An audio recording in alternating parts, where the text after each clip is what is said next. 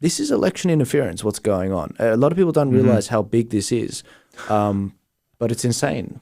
Like, they manipulate the searches. So if you search Joel Jammal on there, you'll see a bunch of hit pieces Joel, on there as well. let's talk about election interference. Oh, here we go. Now you really want to get banned. Let's talk about election interference. This is I got goosebumps, like, actually. Oh God, yeah. I was thinking about this today. The Hunter Biden laptop. Now, there's a few things as this podcast goes on. My blood's beginning to warm up. Oh no, and it's going to start boiling by the end. Yeah. This Hunter, but for those of you who've been living under a rock and don't know what's going on. Yeah. Back in 2020, let's have a look at this.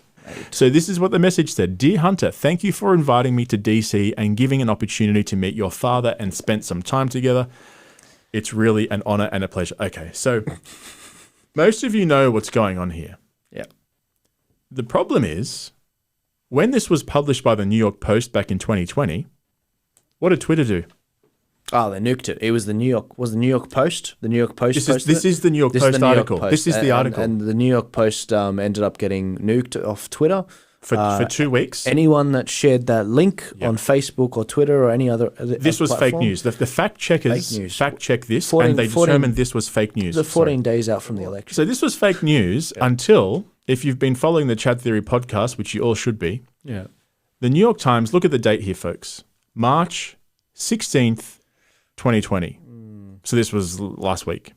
Hunter Biden paid tax bill, but broad federal investigation continues. If we go all the way down, here we go. The email and others in the cache were authenticated by people familiar with them and with the investigation. So how long has it been? 17, 18 months? The New York Times comes out and says, oh, hang on, these emails from this laptop are real. Yeah. That New York Post article that was published in the footsteps of the election was real.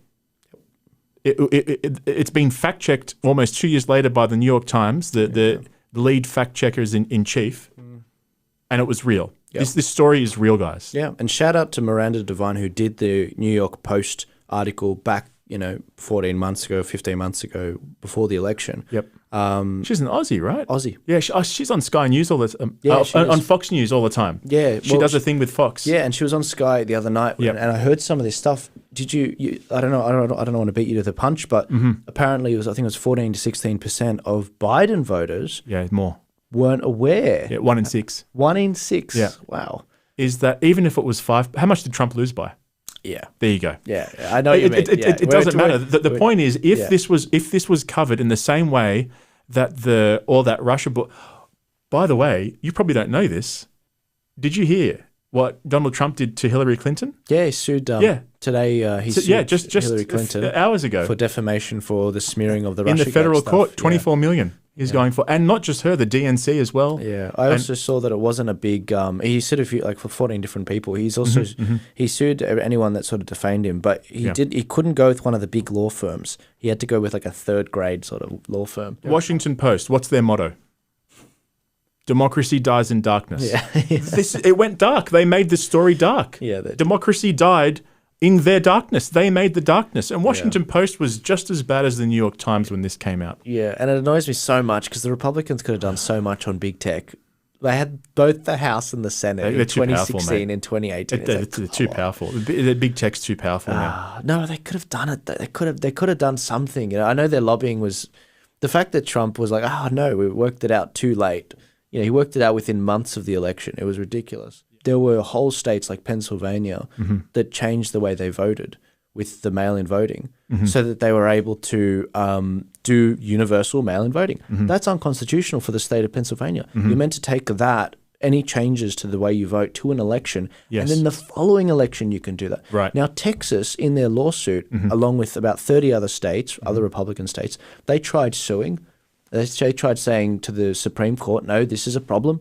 You can't just change the constitution in your state. It's affecting and it's infringing on our rights as a state. We did everything right.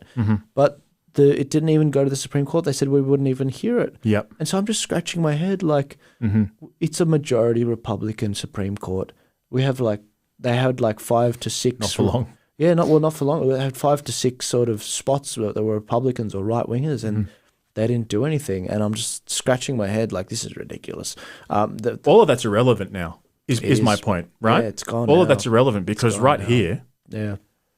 this was the real fraud. Yeah.